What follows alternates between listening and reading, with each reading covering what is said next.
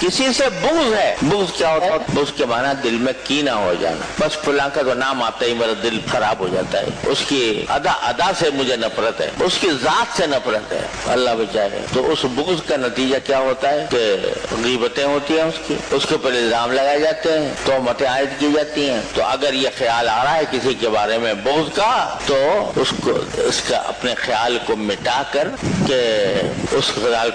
کر اپنا دل صاف کر لینا. کس طرح صاف کرے گا؟ یہ تصور کر کے کہ کیا پتا یہ شخص جس سے میں بغض رکھ رہا ہوں, یہ جس سے کینہ ہے, مجھے کیا پتا اللہ تعالیٰ کے ساتھ اس کا کیا تعلق. ہو سکتا ہے یہ باطنی اعتبار سے اللہ تعالیٰ کے ہاں کوئی کسی اعلیٰ مرتبے پر ہو, اللہ تعالیٰ کا قرب اس کو حاصل ہو, مجھے کیا پتا. ظاہر میں چاہے برا نظر آ رہا ہے, جو فاسق فاجر انسان ہے اس کے بارے میں بھی حضرات یہ فرماتے ہیں, خاص طور سے صوفیاء کرام, اس کو حقیر نہ سمجھو. حقارت اس کے فسق سے تو ہے, لیکن اس شخص کو حقیر نہ سمجھو. کیا پتا اندرونی طور پر اس کا کوئی تعلق اللہ تعالیٰ سے ایسا قائم ہو جس کا ہمیں پتہ ہی نہ ہو. لہذا حقیر نہ سمجھو. اس کے عمل کو غلط کہیں گے, اس عمل سے خود اجتناب کریں گے, اس عمل کے اوپر نکیر بھی کریں گے, لیکن ساتھ یہ بھی خیال ہوگا کہ پتہ نہیں اس کا اپنے اللہ سے کیا تعلق ہے. ہو سکتا ہے کہ اللہ تعالیٰ کے ساتھ اس کا تعلق اتنا گہرا ہو کہ اللہ تعالیٰ اس کی زندگی تھوڑے دنوں کے بعد بدل دے اور یہ ظاہری اعمال میں بھی ہم سے آگے نکل جائے. تو یہ سوچ کر آدمی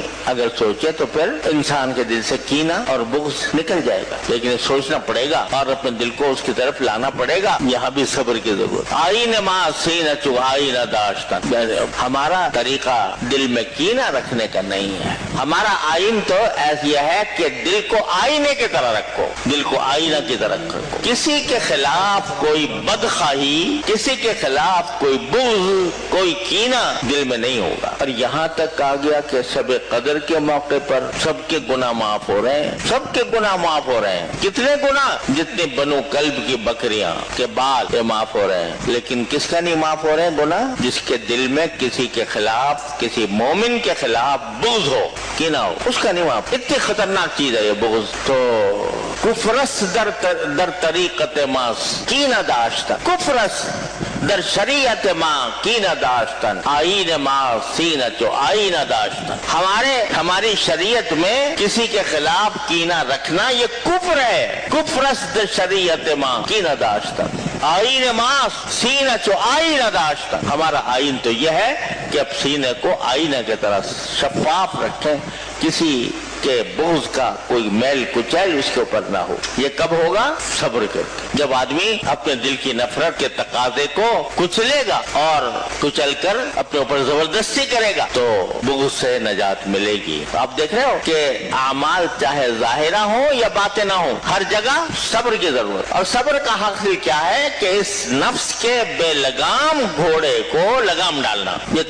یہ ہمارا جو نفس ہے نا, یہ بے لگام گھوڑا ہے. کبھی شہوتیں پیدا کرتا ہے اور شہوتوں کے ذریعے حرام کاموں پر آمادہ کرتا ہے. کبھی غصہ پیدا کرتا ہے, غصے کے ذریعے ہمیں حرام کاموں پر آمادہ کرتا ہے.